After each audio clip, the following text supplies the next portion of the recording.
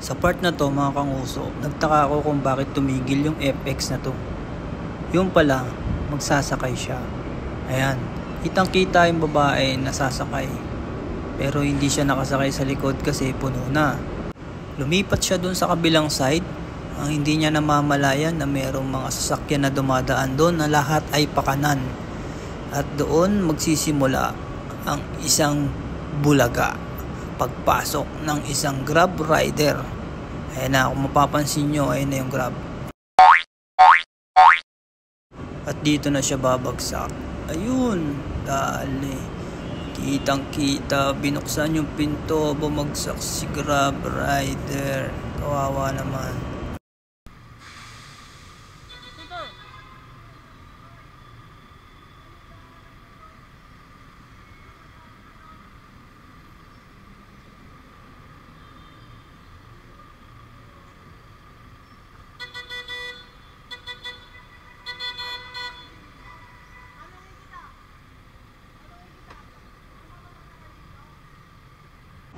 At sa part na to, sinubukan kong bumaba para kausapin ng driver dahil hindi siya makikipag-usap ng maayos. Ayaw niyang bumaba. At inabanti niya ito. Kaya naman, pinigilan siya ni Grab rider. Ayan, patuloy pa rin ang kanilang pagtatalo.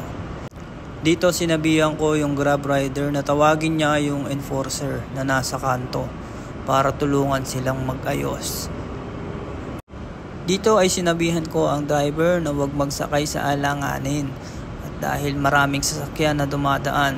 Kaya naman yung paparating na enforcer ay tinuro ko na rin ang naging problema ng dalawa at sana maayos dahil magbabagong taon dapat magbigayan.